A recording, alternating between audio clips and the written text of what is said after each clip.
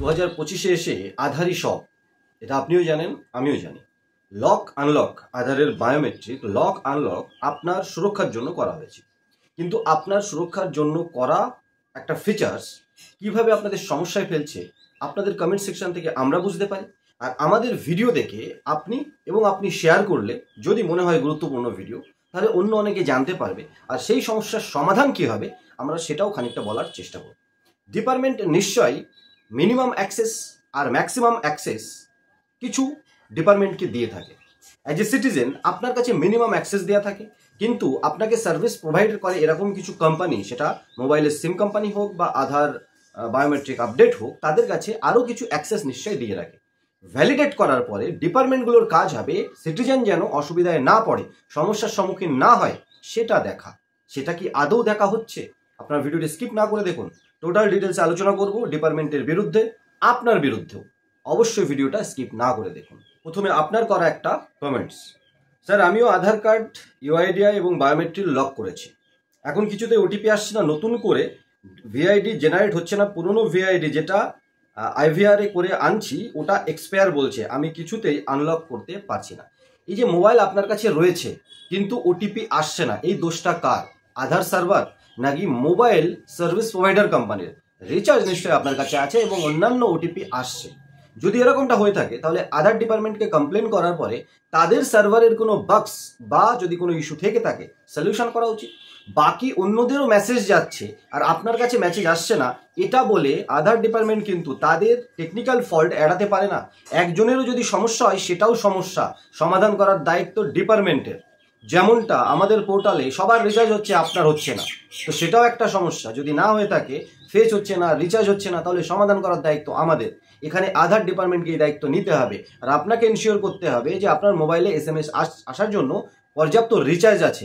আর তা নাহলে মোবাইল কোম্পানিকেও আপনি কন্ট্যাক্ট করতে পারেন যে কোনো কিছু ডিএনডি করা আছে কিনা, অন্য কিছু করা আছে কিনা আপনাকে দেখতে হবে। এক্ষেত্রে আর একটা পথ বলে রাখি, যদি আপনার মোবাইল নাম্বার হারিয়ে গিয়ে থাকে, অনেকের ক্ষেত্রে হয়ে থাকে, সেই মোবাইল হারিয়ে গেল, এটা আপনার দোষ নয়, কিন্তু সুরক্ষিত রাখা আপনার দায়িত্ব ছিল, কারণ ওর মধ্যে আধার বায়োমেট্রিক লক করা রয়েছে। আনলক করতে হলে ওটিপি দরকার। এখন ওটিপি আনতে গেলে সেই সিম দরকার, ওই সিমে ওটিপি ছাড়া আধার সেন্টারে গিয়েও আপনি বায়োমেট্রিক দিয়ে কাজ করতে পারছেন না, কারণ সেখানেও বলছে লক করা রয়েছে। তো আমার কথা হচ্ছে ডিপার্টমেন্টের একটা ম্যাক্সিমাম অ্যাক্সেস তো সে আধার এনরোলমেন্ট সেন্টারগুলোকে দেওয়া উচিত। আমি ইউসিএল এর কথা বলছি না, পার্মানেন্ট আধার এনরোলমেন্ট সেন্টার যেখানে সম্পূর্ণ কাজ হয়, তাদের তো একটা ম্যাক্সিমাম অ্যাক্সেস দেওয়া উচিত। যে মোবাইল নাম্বার হারিয়ে গেছে তার যদি পুলিশের কমপ্লেন কপি থাকে বা যার আধার সে তার সমস্ত ডিটেলস নিয়ে যাচ্ছে, তাহলে অফলাইন যে আধার ডেটা, আধার নাম্বার দিয়ে চেক করে বায়োমেট্রিক আনলক করা যায়। সে তো আর বাইরের থেকে করছে না, এই অ্যাক্সেসটা তো আধার ডিপার্টমেন্টকে দেওয়া যেতেই পারে। এটা হয়ে গেল। যদি আধার ডিপার্টমেন্ট বলে না সুরক্ষার কারণে এটা সম্ভব নয় সবার জন্য, তাহলে মোবাইল কোম্পানিগুলোকে এরকম অ্যাক্সেস দেওয়া যাক। যদি কাস্টমার, ভালো করে শুনুন, যদি কাস্টমার আপনার মোবাইল নাম্বার হারিয়ে গেছে আর মোবাইল সিমটা আপনার নামে ছিল, যদি অন্যের নামে থাকে আপনি ইল্লিগাল কাজ করছিলেন, তো সেই সিম পাওয়ার যোগ্যতা আর আপনার নেই, তো আপনি এবার অন্য রাস্তা বা বিশাল কিছু করে আধার ডিপার্টমেন্টের মাধ্যমে, ফার্স্ট ক্লাস ম্যাজিস্ট্রেটের মাধ্যমে ইমেল করে স্পেশাল পারমিশন নিয়ে আপনাকে হয়তো করতে হবে, না হলে লক আনলক করা অসম্ভব।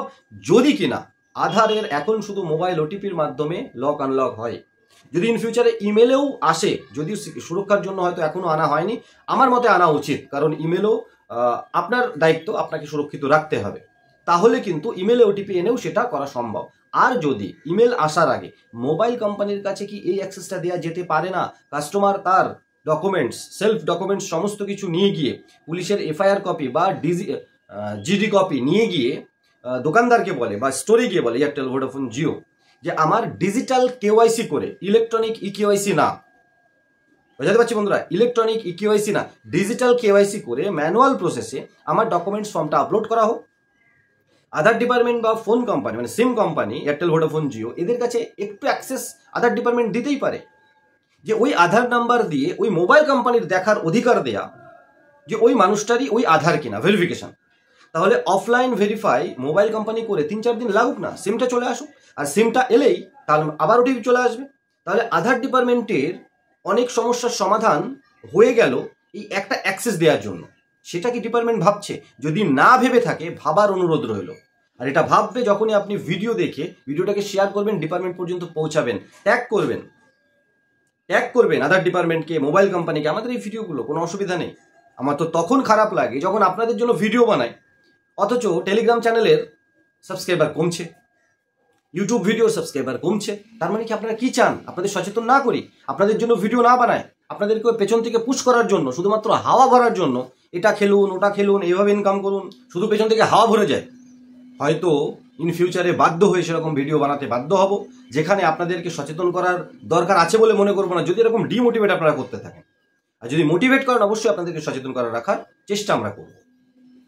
আর একটা কমেন্টস পড়ি, আপনার ভিডিও আমি দেখি, ভালো করে দেখেছি, আপনার আন্তরিকতায় আমার সুন্দর লাগে। একটা কথা মনে হচ্ছে, যদি ব্যাংকের মতো লকড আধার ওটিপি মোবাইলের ফোনের সাথে ইমেল পাঠানো হয়, এটাও আপনাদের, এই যে আমি খানিকটা আগে আলোচনা করলাম না, আপনাদের কমেন্টসের থেকেই কিন্তু আসা। আপনারা কমেন্টস করেন কোশ্চেন, আবার আপনাদের কমেন্টসের উত্তরও থেকে যায়। যখন মনে হয় তা নিয়ে একটা ভিডিও বানানো উচিত, তখন আপনাদের সামনে আজ যেমন এসেছি সেরকম আসি আমরা, ইন ফিউচারেও আসবো। আপনারা মোটিভেট করুন, সাবস্ক্রাইব করে পাশে থাকুন, ভিডিওটাকে শেয়ার করুন, ডিপার্টমেন্ট পর্যন্ত পৌঁছান। আর যদি ব্যাংকিং ফিনটেক লাইনে সুন্দর কনসালটেন্সির সাথে, ডেডিকেটেড সাপোর্টের সাথে কাজ করতে হয় সমস্যা সমাধানের সাথে সাথে, তাহলে অবশ্যই আপনি আইএনডি টেকজন ইউটিউব চ্যানেলকে যোগাযোগ করতে পারেন আমাদের সাথে, ভিডিও ডেসক্রিপশনে থাকবে সমস্ত কন্ট্যাক্ট ডিটেলস, যোগাযোগ করুন। আর সিটিজেন হিসাবে যদি কোনো সমস্যা হয় তাহলে কমেন্টস করুন বা ম্যাক্সিমাম হোয়াটসঅ্যাপ করবেন। সিটিজেন হিসাবে কোনো সমস্যা হয়েছে সেটা শোনানোর জন্য কল করার প্রথমেই দরকার নেই। আবার বলছি, কলিং সাপোর্ট অনলি আমাদের টিম মেম্বারদের জন্য, যারা আমাদের কাছে আইডি বা পোর্টাল একটা ভালো প্ল্যানে সে কিনে আমাদের সাথে কাজ করছে। কলিং সাপোর্ট সিটিজেনদের জন্য যদি আমাদের দিতে হয় তাহলে সেটা সম্ভব নয়, আর আমরা এটা ওপেন ভিডিওতে বলে দিই। হোয়াটসঅ্যাপ করবেন, কমেন্টস করবেন, তার জবাব পেয়ে যাবেন। যদি মনে হয় যে আপনার ওই সমস্যা নিয়ে কথা বলা উচিত, আপনাকে কল করতে বলা হবে বা আমরা কল করে নেব, তাই না? আপনারা সকলে যদি কল করেন আর আমি কল অ্যাটেন্ড না করলে আপনারা খারাপ ভাববেন না, সেই জন্য আমি মানা করে দিচ্ছি যে সিটিজেনদের সমস্যা শোনার জন্য আমাদের কলিং ফ্যাসিলিটিস নেই। আমাদের কলিং ফ্যাসিলিটিস অনলি আমাদের টিম মেম্বারদের জন্য, যারা আমাদের সাথে জুড়ে কাজ করেন। সেটা সাপোর্টে হতে পারে, আমাদের আইডি হতে পারে, কোনো পোর্টালে হতে পারে, বা নিজের পোর্টাল নিয়ে। অবশ্যই যোগাযোগ করবেন। এখন ভালো অফার চলছে আমাদের finsoft.co.in এর সাথে সাথে ডিজিনেক্সট পে আবার নতুন একটা পোর্টাল নতুন ইন্টারফেসের সাথে আসতে চলেছে। প্রথমের লুকটা প্রায় একই ধরনের হবে আপনাদের আমাদের অ্যাট্রাকশনের জন্য, তারপরে ভেতরে গিয়ে সফটওয়্যারটা টোটাল আলাদা। আশা করব আপনারা আরও এগিয়ে এসে আমাদের সাথে কাজ করবেন, আরও এগিয়ে এসে কমেন্টস করবেন এবং এই ভিডিওটা অবশ্যই শেয়ার করবেন। নতুন একটা ভিডিও খুব তাড়াতাড়ি আসবো, তখন সবাই ভালো থাকুন, সুস্থ থাকুন আর আমাদের সাথে থাকুন। আর আধারের এই সমস্যাটা মোবাইল কোম্পানি এবং আধার ডিপার্টমেন্ট নিজেদের মধ্যে আলোচনা করে আপনার যেন সমস্যা না হয়, সিকিউরিটি দিকে মন রেখে, সিকিউরিটির দিকে নজর রেখে, সুরক্ষার দিকে নজর রেখে যেন আপনাদের সমস্যা না হয়, এটা কিন্তু আধার ডিপার্টমেন্ট আর মোবাইল সিম কোম্পানিগুলোর মিউচুয়াল আন্ডারস্ট্যান্ডিংয়ে সমস্যার সমাধান করা উচিত। এটা আমার মনে হয়েছে, তাই আমি ভিডিওতে বললাম। আপনাদের কি মনে হয় কমেন্ট সেকশনে অবশ্যই বলবেন। আপনাদের কমেন্টসের আশায় আমরা থাকবো।